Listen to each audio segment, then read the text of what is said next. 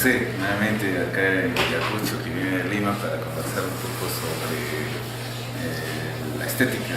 Acá en el café del Centro Cultural de San Cristóbal, Lals Café es un espacio que se dedica a la parte de expendio de un buen café para los visitantes. Entonces acá nos encontramos con José, vamos a conversar un poco para el café filosófico en Canal 21, que todos los sábados salimos de 7 a 8 de la noche. Bienvenido, José, nuevamente. Muchas gracias, muchas gracias a todos y unas felicidades a los televidentes de tu programa. ¿Qué tal Ayacucho? Bueno, hacía como, varias veces, ¿no? Ya bastante veces, una ciudad bella. ¿Cuál es el motivo ahora ahí para su visita acá nuevamente? Bueno, estamos dando unas charlas. Hay algo que ver con la estética, porque la estética, ¿no? Cuando hablamos Bueno, de... yo me he dedicado a cierto punto a esta área de la filosofía, en Lima también, y es un poco el interés respecto a qué es lo bello. ¿Qué es lo bello? Así surge de alguna manera esta rama de la filosofía que se aparta por una parte de las otras dos, ¿no? del conocimiento según Kant y incluso del ámbito ético, para dedicarse a una especie de espacio independiente, ¿no? Por lo menos así lo perfila Immanuel Kant en la crítica del juicio. ¿Por qué Kant es interesante, no solamente por la parte de ética, ¿no? Sino que en algunos aspectos de su vida personal, a él lo llaman el giro copernicano? Ya, bueno, Kant es un filósofo importante desde el punto de vista de conocimiento, porque es el hombre que realiza esa gran pregunta: ¿qué es lo que podemos conocer? Es el hombre que escribe la crítica de la razón pura y por lo tanto hace una especie de síntesis entre la corriente racionalista, era por Descartes, digamos así, y los empiristas, ¿no?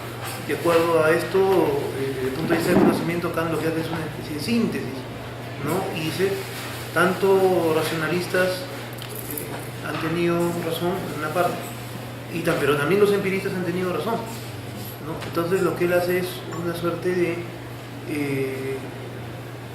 nueva filosofía en el ámbito del conocimiento, que es poner, digamos, en su lugar las cosas y delimitar hasta dónde podemos conocer, ¿no? Eso es lo que dicen, por ejemplo, cuando alguien pasa por la ventana, tira de la luna el vidrio con una piedra, lo destruye, y Kant viene a marcharlo así, con un esquema bien establecido, una filosofía totalmente distinta, ¿no?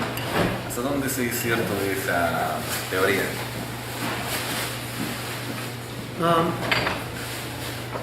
Yo no diría que es un parche simple, en todo caso yo diría que más bien Kant es un vidriero y trae una luna nueva. Más o menos, sí, efectivamente, ¿no? Es una luna nueva ya bien compacta, sí. Da... Lejos de pegar el vidrio, digamos, con pegamento, silicona, lo que hace Kant es traer una luna nueva, ¿no? Una luna nueva, claro, hecha de vidrio, llevando un poco la metáfora, pero algo nuevo, una visión dentro del conocimiento, que lo que hace es poner nuevas. Este giro copernicano, ¿a qué te referías? Es este giro que consiste en entender que la comprensión del mundo también es parte del sujeto cognoscente. Entonces, no es solamente el objeto, o somos simplemente actores pasivos que captamos pasivamente, sino que el sujeto cognoscente aporta al objeto para poder ser captado, ¿no? Esto dentro del ámbito de lo fenoménico. Y por supuesto el aparato conceptual, que les linda bien, ¿no? Entre los conceptos puros del entendimiento, las categorías, ¿no? Y el avance que va haciendo, ¿no? Aquí, por ejemplo, si hablamos de esas teorías, ¿a qué teoría pertenece? Fenomenología, racionalismo, empirismo, porque finalmente parchó el empirismo. Claro, como te repito, Kant lo que hace es, digamos, no tanto parchar, sino sintetizar. Yo diría más estrictamente, lo que hace Kant es sintetizar el ámbito de lo racionalismo de Descartes y de Leibniz, ¿no? Y de Wolff, ¿no? Toda esa línea con los aportes de los empiristas, que eran dos corrientes casi irreconciliables, ¿no? Por un lado, los primeros que decían que el conocimiento solo es posible a partir de la razón, los racionalistas, y por otro lado los empiristas que decían que el conocimiento es solo posible a partir de la experiencia. Kant viene y dice, no, ambos tienen parte de razón, y lo que vamos a tratar de hacer es colocar en orden, ordenar la casa, ¿no? Entonces dice, bueno, se requiere los sentidos, se requiere la experiencia en el ámbito fenoménico, ¿no? Pero hay un aparato conceptual que va a dar forma, digamos, a todos estos aportes de los sentidos y de la experiencia, ¿no? Entonces, hasta acá, digamos, hasta el puro del entendimiento y las categorías, él va a dejar en constancia que hay, digamos, un conocimiento certero. Cuando ya se va avanzando en el ámbito de la metafísica, entra ya el ámbito numénico, ¿no? Y en el ámbito numénico es donde ya empieza Kant a decir, bueno, esto se puede intuir por la razón, pero no se puede conocer a ciencia cierta. Dios, libertad, inmortalidad, no son ideas, digamos, que no se pueden conocer como se podrían conocer, por ejemplo, la mesa que tenemos allá o la cámara que nos está grabando, ¿no? Pero la razón nos intuye, digamos. Ese es el conocimiento que lo llama conocimiento intuitivo. Hay un aspecto intuitivo. Hay una intuición simple, lo que nosotros podemos conocer. Yo intuyo. No lo es. No, bueno, en el ámbito kantiano, en realidad las palabras toman, digamos, un significado específico, ¿no? Ese es el problema, ¿no? Porque Kant viene, para leer a Kant hay un diccionario especial. Hay un algo glosario especial, ¿no? Porque es diferente, ¿no? Hay algo como eso, pero yo diría que no es tan necesario el diccionario cuanto el seguirle un poco la pista, ¿no? De lo que quiere decir. Yo creo que con esfuerzo se logra entender la Kant, y es un hombre que ha aportado mucho, ¿no? Yo diría que es hasta cierto punto en el ámbito de la estética, que era un poco lo primero que nos oyó, que sentaba a conversar, es el primero que pone la base, digamos, de esta nueva línea que viene a ser la estética en un sentido moderno. Porque anteriormente la estética no es que no existía, la estética existía, pero ligada, digamos, a los ámbitos cognitivos, ¿no? O a los ámbitos éticos, ¿no? Pero Kant le da una especie de esfera independiente a la estética, ¿no? A partir de Kant hablamos de una estética moderna. Así, en otras palabras, ¿cómo se entiende la estética en la filosofía? ¿No podemos tener un cuadro, una imagen, no sé, lo estético, lo bello, subjetivo, objetivo, ¿no? Que ya viene una clasificación posterior, ¿no? Sí, bueno, en el caso kantiano hay, digamos, una situación sumamente especial. Para que esto se pueda dar, para que esta situación de la estética se desligada, que intenta desligarse, desligada para él de conocimiento y desligada para él del aspecto ético, hay una situación en la cual tiene un carácter subjetivo, pero al mismo tiempo ligado al absoluto, que intenta ir hacia lo absoluto. Claro, hay que hacer una serie de cortes, digamos, finos ahí, para poder un poco entender la posición kantiana, ¿no? Porque uno podría pensar cómo es posible que aspire a universalidad y sin embargo es subjetivo, ¿no? Eso es una primera contradicción que a primera vista parece saltar ante la estética kantiana. Pero más allá de esto es un poco lo que Kant separa en realidad del aspecto incluso psicológico para ubicar la estética dentro de un aspecto que llama trascendental, ¿no? Mediante lo que llama además el juicio de gusto, ¿no? El juicio de gusto es un juicio especial que según Kant no es un juicio de conocimiento, tampoco es un juicio de moral o ética, ¿no? Sino más bien es un juicio que está un poco en el medio entre estos dos juicios, ¿no? Y es un juicio para el goce del ser humano, ¿no? Ahí es subjetivo, ¿no? Es subjetivo, pero al mismo tiempo, según Kant, es objetivo. Claro, aspira a universalidad y a una objetividad. Claro, porque cuando tú ves un cuadro bello, lo disfrutas, utilizas, pero hay una persona que va y ve el mismo cuadro y su opinión es distinta. Entonces ahí sería el problema de la subjetividad y la objetividad de la belleza o de la estética, ¿no? Claro. Se ha dicho que de gustos y colores no han escrito los autores, lo cual es falso. Debe existir porque no tendría sentido, ¿no? Claro, porque muchos han escrito en realidad sobre esto. Ajá. Y si uno se ciñe un poco a la experiencia, ¿no? Desde el punto de vista de los analistas, hay un conocimiento, digamos, basado en la experiencia, pero hasta qué punto podemos decir que es trascendental. Claro, ahí viene la cuestión. Kant dice que sí lo es, ¿no? Pero hay los Hume, por ejemplo, que es un filósofo empirista, plantea esto también del ámbito de un sentido interno, ¿no? Que también Kant va a volver sobre eso, es decir, el sentido interno para lo estético.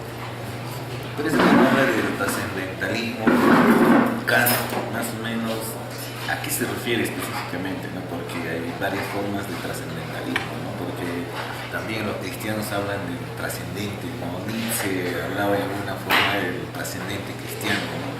Entonces, ¿a qué se refiere Kant cuando dice la trascendencia? Más bien vamos a delegarlo un poco justamente del aspecto religioso, del aspecto... yo diría que está más cerca de Nietzsche, curiosamente, ¿no? Con lo lejos que está. Con Kant en realidad no tenemos un filósofo creyente, tenemos un filósofo hasta cierto punto que toma distancia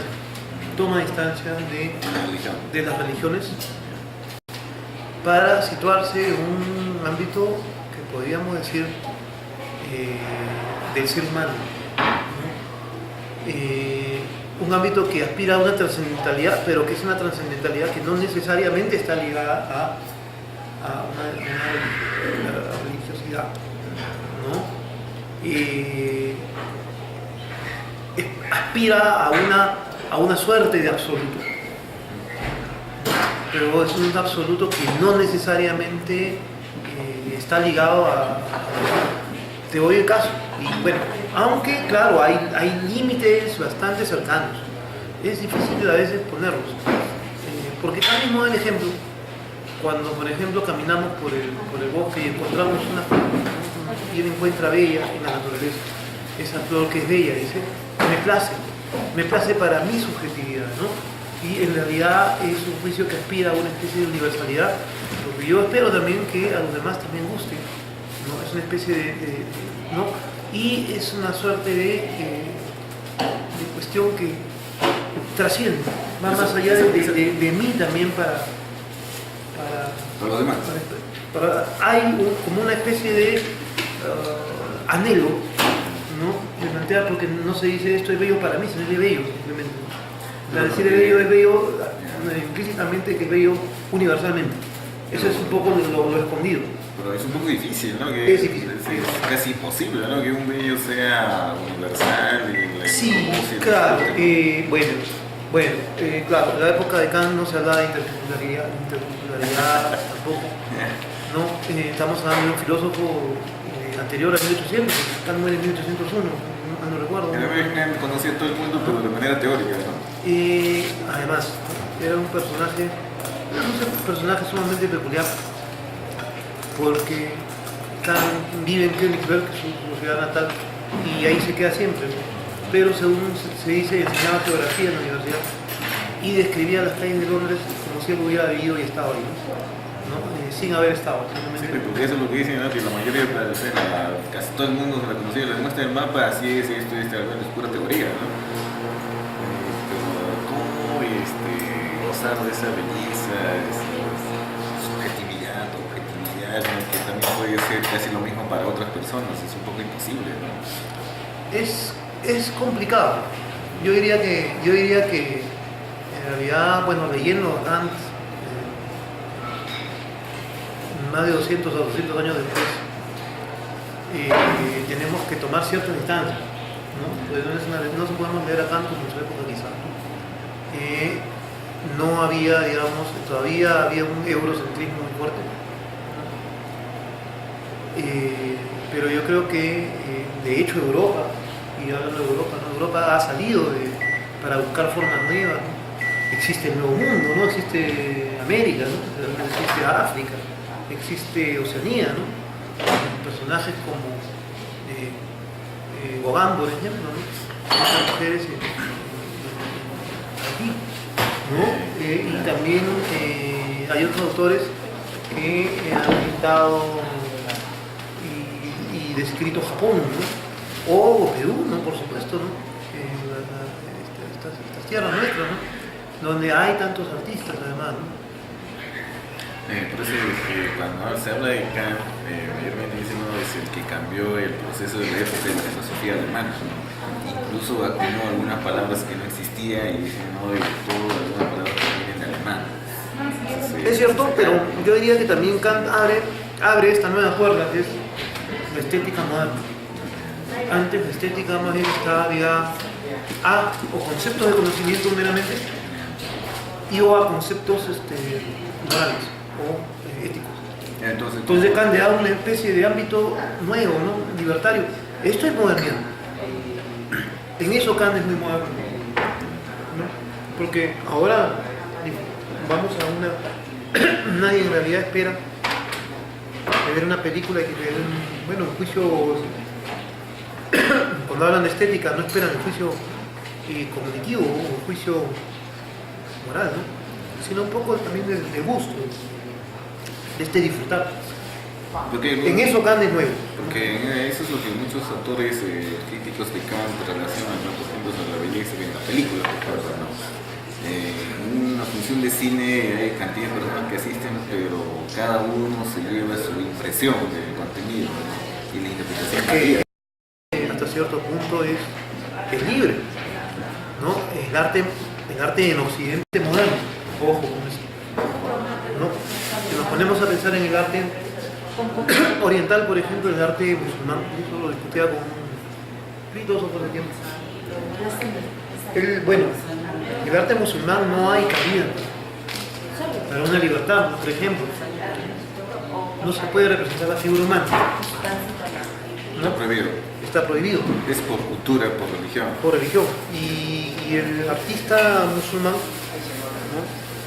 no va contra eso, ¿no? Hasta cierto punto el mandato, si se quiere, moral, está por encima de cualquier ámbito estético, cualquier ámbito de libertad estético. En Occidente no interesa tanto o qué dice el pastor o qué dice el sacerdote, ¿no? Claro, pero también, por ejemplo, los musulmanes también es de su fundador, ¿no?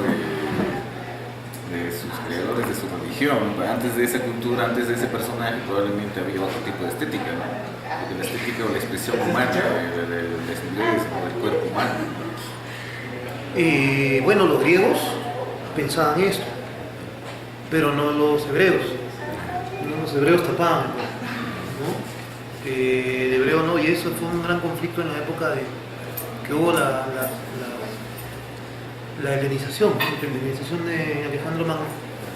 Cuando choca con el pueblo hebreo, va a chocar justamente porque los hebreos tenían la costumbre, por ejemplo, de tapar el cuerpo, de asistir a sus templos y de no comer chancho. En cambio, los griegos, que eran los vencedores en ese momento, que eran los, digamos, invasores, comían de todo y querían hacerle encima del templo de los hebreos un templo a Zeus, ¿no? Y había los conflictos, era la gran guerra de los macabeos, ¿no? Entonces no todo. Entonces, claro, Grecia era libre, pero los hebreos no tenían esa idea de libertad. Porque la cultura hebrea se mantiene hasta ahora un poco. Hebreos y musulmanes siguen sus mandatos religiosos, ¿no? Ya que, claro, en el caso de Israel, digamos, el ámbito sionista del Estado, digamos, respecto del Estado sí se aparta o trata de apartarse de lo que en ese sentido es un poco más occidental. Los musulmanes nos parece que hay un ámbito muy ligado a la religión, aunque habría que tomar eso con cuidado porque mucho de lo que nosotros tenemos también por acá es una interpretación, una visión que Occidente también nos vende de Oriente, Porque con ciertos cuidados. pero finalmente da la sensación de que nosotros somos libres culturalmente, estéticamente, ¿no? Pero para ellos nosotros tenemos exagerada libertad en eso, ¿no? Exagerada libertad, por supuesto. Claro. Claro, para un personaje de estos países. Y yo recuerdo el caso, además, una vez en la exposición que se hizo en Israel, en Jerusalén, por los años 90, finales de los 90, hubo una exposición de huacos eróticos en Israel, en Jerusalén. Y lo de peruanos. Y Israel se quejó, ¿no? Porque era hasta cierto punto impensable para ellos poder tomar esto como una exhibición, digamos, ¿no? Lo cual acá en realidad de repente puede escandalizar a algunos, ¿no? Algunos moralistas. Uno lo ve si uno lo ve con ojos estéticos, digamos, es un problema. Ese es el problema, ¿no? Por ejemplo, cuando una persona ve algo, lo que yo hablo es erótico, ¿no? Pues hay que ver como ojo estético, como ojo morboso. Depende mucho de la cultura. De la actitud con que, claro, con la actitud que uno va hacia el objeto, digamos, a contemplar. Tiene que ver mucho. Claro, por eso justamente Kant tendría otro problema allí, ¿no? Entonces a Kant le mostramos, por ejemplo, el hueco erótico, ¿no? Entonces, ¿cómo lo va a ver? Claro, bueno, Kant tenía, volviendo un poco a Kant tenía una concepción naturalista, ¿no? De la belleza. Él decía que lo bello debe ser como naturaleza sin ser naturaleza. Mira la aparente contradicción. Dice, lo bello debe ser como naturaleza sin ser naturaleza. ¿Cómo es eso?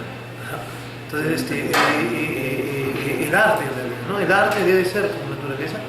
El arte debe ser como naturaleza, como algo natural, pero sin serlo, ¿no? Pero porque en realidad el paradigma que tiene Kant en belleza es la naturaleza, ¿no? Entonces, aquí hay esta aparente paradoja, ¿no? Porque tú me dices, ¿cómo? Claro, ¿no? El arte debe aparentar ser natural sin serlo, ¿no? El arte, ¿no? Pero entre el arte y la belleza natural, para Kant la belleza natural es superior. Claro, porque finalmente la expresión de la belleza, el arte, es un poco más tergiversado de la realidad. Finalmente la realidad, ¿no? Es la expresión de la misma naturaleza. Entonces cuando uno tergiversa, un poco magnifica algunos aspectos, se vuelve un poco tergiversado lo artístico, ¿no? Entonces ahora se divide la belleza medieval, belleza moderna, belleza postmoderna, creo que se habla en la actualidad, ¿no? Bueno, estética, ¿no? Bueno, sí, bueno, en la posmodernidad y en muchas corrientes estéticas ni siquiera se refiere a la palabra belleza. No necesariamente. El arte conceptual también, o sea, las escuelas estéticas, si quieres, las escuelas estéticas no filosóficas, escuelas corrientes, dentro de lo pictórico, dentro de lo musical, ellos cada uno ha ido por su lado. No, muchos ni han tomado en consideración lo que ha hecho Kant. Pero para, digamos, la discusión filosófica en el ámbito de la estética, Kant es un necesario, digamos.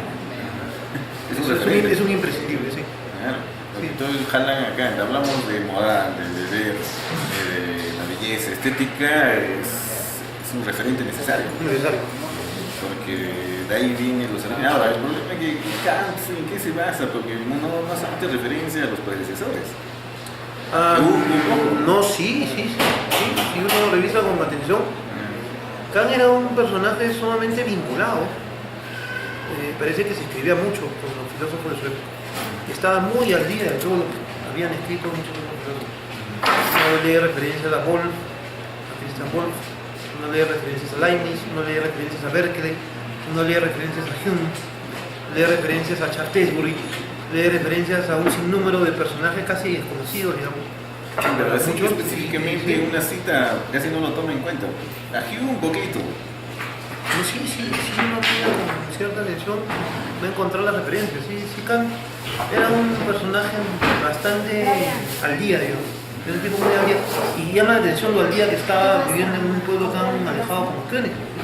Eso era un poco raro esto, ¿no? Y en una gran capital, vive en un pueblito, Königsberg, que nunca salió de ahí. Y sin embargo conocía parece que por cartas, parece que por viaje, de los viajeros que llegaban, parece de haberlos interpelado, ¿no? Muchísimo, preguntado, ¿no? Almorzado, comido.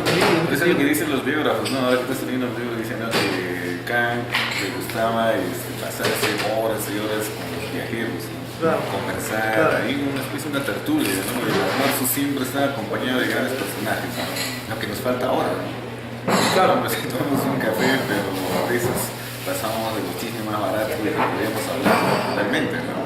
Entonces, sí, claro, bueno, el problema, la ventaja de Kant, digamos, la ventaja un poco de los antiguos es una ventaja, yo creo, ¿no? No estaban rodeados de tanta tontería televisiva. El problema es que ahora vivimos en una sociedad en la cual la tontería televisiva es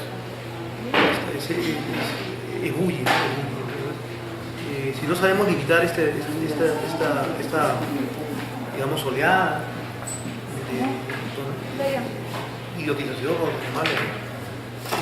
nos lleva, ¿no? Bueno, entonces Kant me parece que tuvo esa ventaja, ¿no? Entonces Kant y otros podrían de repente dedicarse más al pensamiento, más a la conversación, más al diálogo, tomar la vida más naturalmente. Entonces, claro, no digo que no haya habido problemas, había muchos problemas. El detalle también que Kant no se interesó mucho por el problema, ¿no?, sino que llevaba más al apaciguamiento, a esa tranquilidad, a esa quietud de la vida donde todo debe estar un poco, la moral, por ejemplo, una moral universal, ¿no?, el deber ser, ¿no? Parece que eso lo mantenía quieto, ¿no?, de protestar tal vez, de hacer un pensamiento distinto en sus escritos. Bueno, Kant en realidad es un filósofo que es, digamos, podríamos decir, multifacético. Kant es un filósofo descrito del conocimiento, la crítica de la razón pura, es un filósofo descrito de la ética, la moral, la crítica de la razón práctica, es un filósofo descrito sobre estética, ¿no?, la crítica del juicio, que son obras voluminosas, ¿no?, aparte de obras de carácter antropológico, como de lo bello y lo sublime, ¿no?, y otras obras menores, ¿no?, menores digo más chicas, y también al final de su vida, porque la crítica del juicio, donde aborda el tema de la estética, interviene este elemento que podríamos decir teleológico, ¿no? Y la teleología es el planteamiento que Kant tiene un poco de idea guía hacia el final de su vida, porque si al principio del programa estamos conversando respecto a la cognición o al conocimiento, ¿no?, Kant se interesaba, digamos, por los temas de conocer. Al final de su época parece dedicarse más a dos temas que le parecen capitales, ¿no? Por un lado, en el ámbito de la crítica del juicio, la estética, la belleza, el arte y también la teleología. Y también, paralelamente, en esta teleología, las obras de carácter histórico que lo llamamos filosofía histórica, se puede encontrar así. No, eso es cuando no son obras relativamente chiquitas y bastante claras, como para ser leídas por un público más amplio, digamos. En estas obras Kant lo que hace es plantear una serie de ideas que van a ser base también para organizaciones futuras, ¿no?, como por ejemplo la ONU, esa idea de paz entre las naciones, esa idea de, bueno, también tiene la idea de insociable sociabilidad, es un poco lo que después Marx a su manera va a decir muchas clases, pero la insociable sociabilidad que hablan, que parece una contradicción, que es que en realidad que el hombre quiere en realidad conciliación y paz, pero a veces como que surgen los conflictos, ¿no?, y en esta disyuntiva, ¿no?, y que a veces en base a guerras y cuestiones así, la humanidad hasta cierto punto también se expande y avanza. Eso es lo que no han tomado en cuenta muchos filósofos, ¿no? Por ejemplo, a veces de las interacciones, ¿no?, o sea, por un simple hecho de crear fronteras. Hay fronteras un poco... Bueno, eso es una cuestión que ahora es también centro, ¿no? Una cuestión que es eje de la discusión en muchas partes, ¿no? entre nacionalismos y cosmopolitismo, ¿no? Aquello que va, digamos que hasta cierto punto son ideas casi contrapuestas, ¿no? O no necesariamente contrapuestas, pero que generalmente se contraponen fácilmente, ¿no? Y lo tenemos tan marcado ahorita, ¿no? Con este tema, por ejemplo, de los inmigrantes que están pasando de una ciudad a otra, de Siria, ¿no? Es un tema enorme, ¿no? Es un tema que da para mucho, ¿no? Esa cerrazón de ciertos pueblos, ¿no? Y esa supuesta apertura, pero claro, hay un problema también material, ¿no? Es una cuestión que está haciendo, digamos, mira Kant, hasta cierto punto, con ese cosmopolitismo que él habla, ¿no? Él habla ideas para una historia universal en clave cosmopolita, se llama su texto, ¿no? Él apunta hacia una gran, digamos, organización, así como la ONU, ¿no? De naciones, ¿no? Que aspiren hacia un gobierno común, digamos. Y en esta forma globalizada, en realidad, de alguna manera, entre los choques culturales que hay, todo se tiene que dar, se tendría que dar. Pero hay un problema, ¿no? Por ejemplo, de cada nación empieza a defender su belleza, su estética, y genera problema, conflicto, ¿no? No solamente es un conflicto político, social, también genera un conflicto cultural.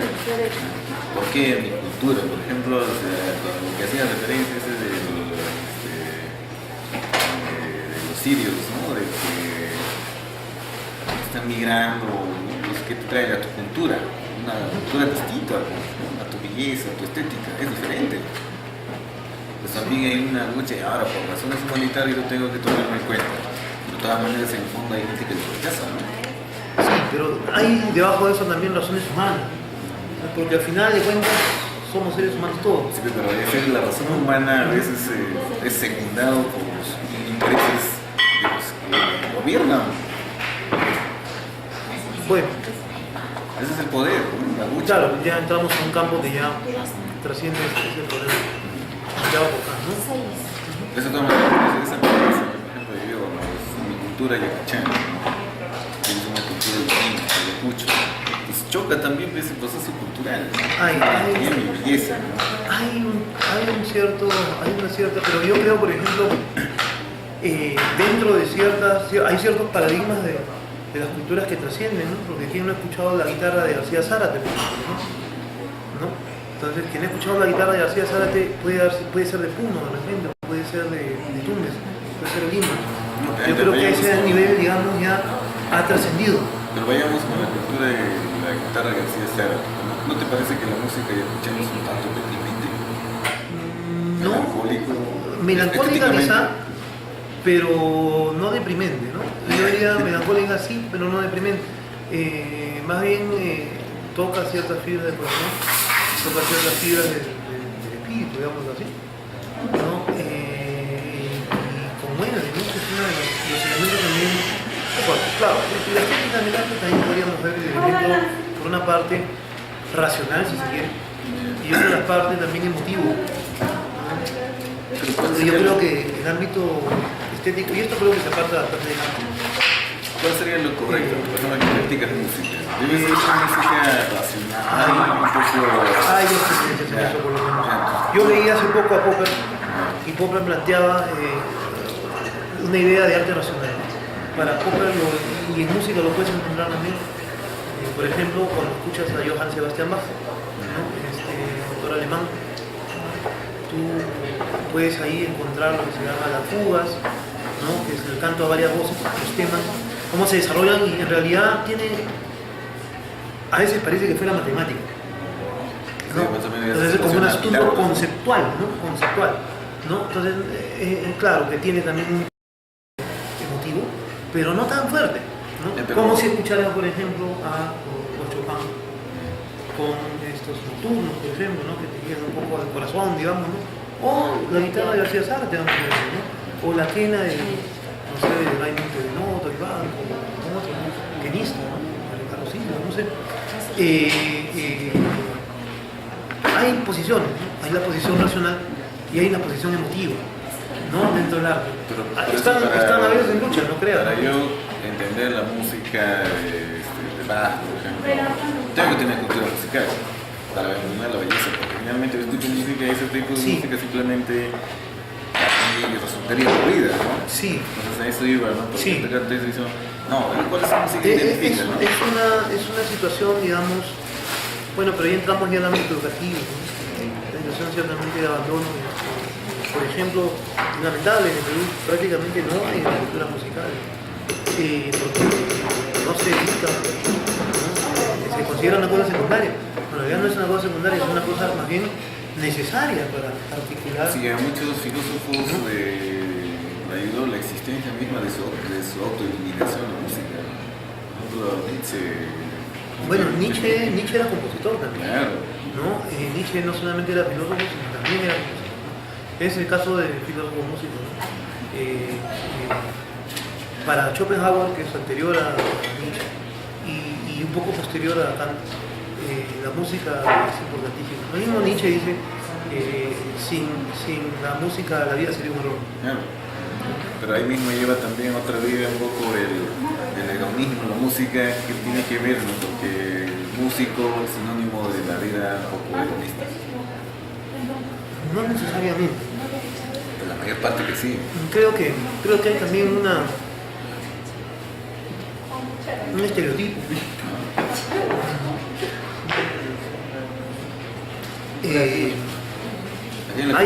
Hay estereotipos dentro de lo que es el arte.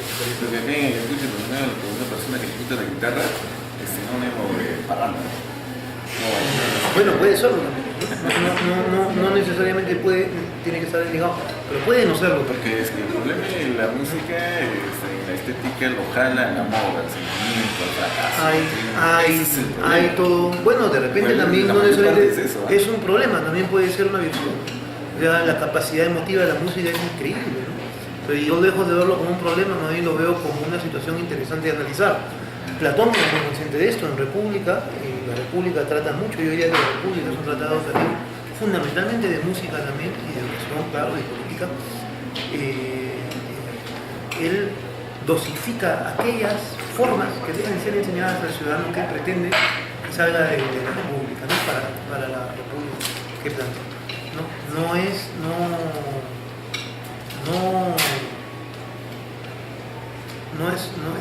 Platón está muy consciente que hay formas musicales que desvían y que no leemos que formas musicales y poesía en esa época están muy ligadas.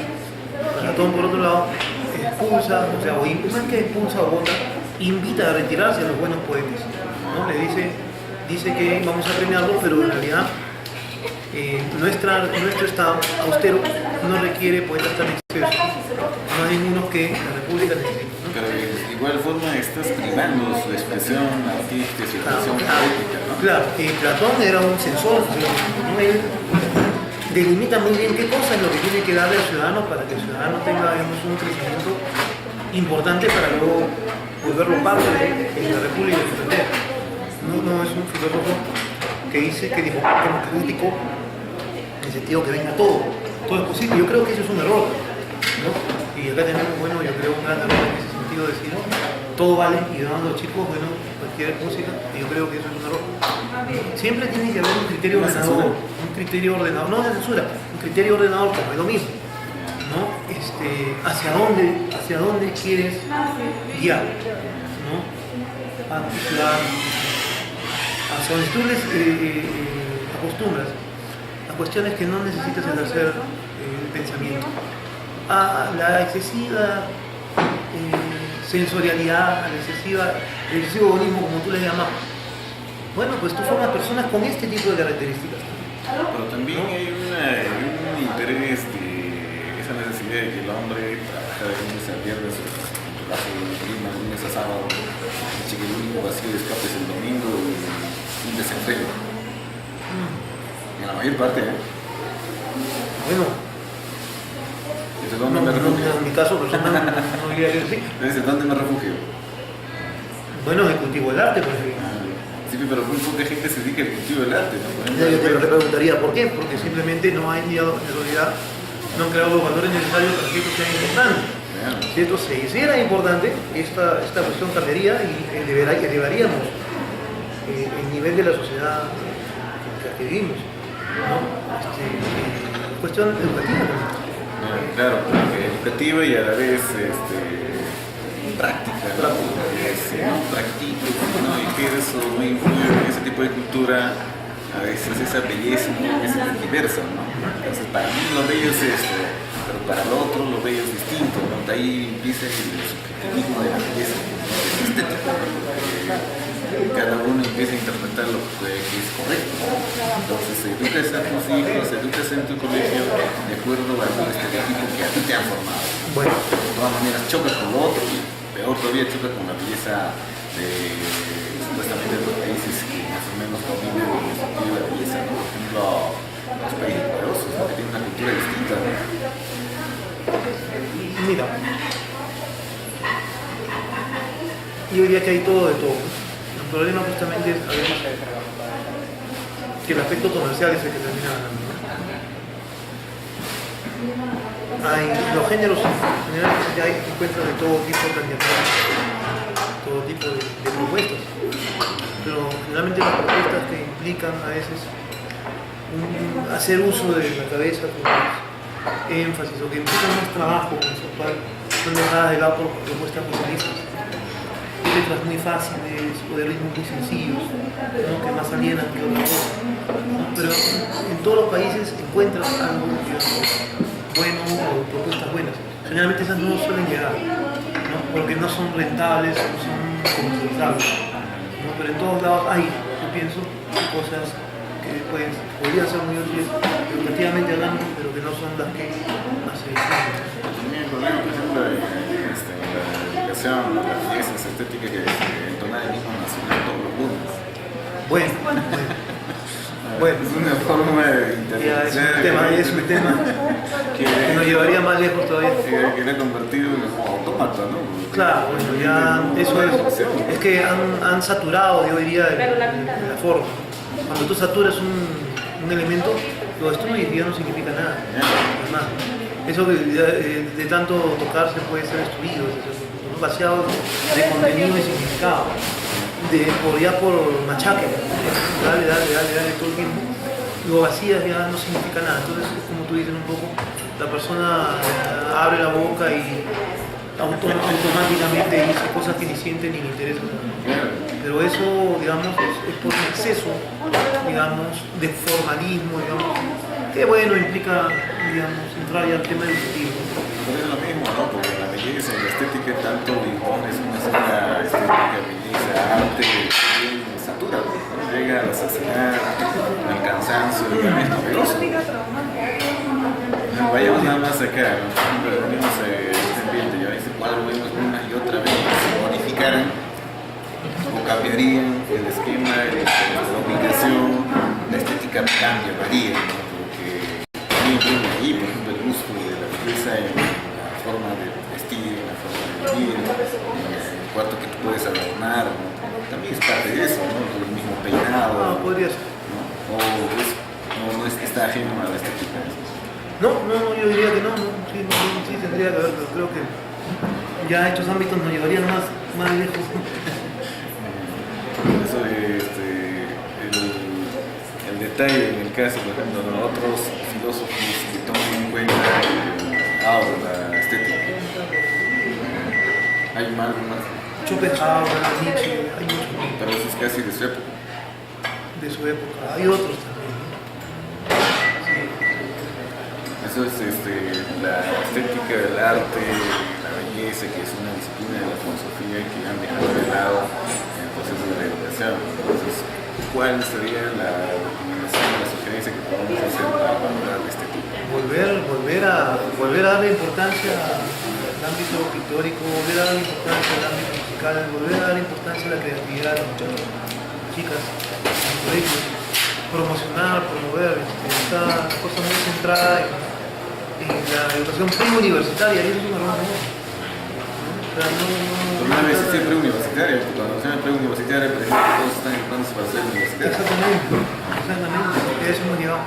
Eso no debería ser así, en mi opinión. Nuestra opinión debería ser diferente. Nosotros debemos formar a las personas como personas, no formar a los universitarios, ni preuniversitarios, eso es una tontería. Pero bueno, es comercialmente que se ha, digamos, venido dando las cosas y es lo que más importa a la gente. Muy bien, hemos estado con José Burto, acá en Café Laos, Café del Centro Cultural San Cristóbal, acá en Ayacucho, que nos ha compartido un café especial esta tarde. ¿Cómo va su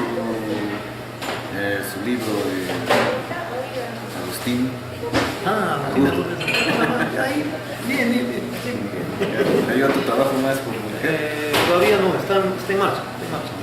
Bien, agradecemos José por habernos acompañado en el café de esta noche. Vamos a pasar atento. Muchas gracias.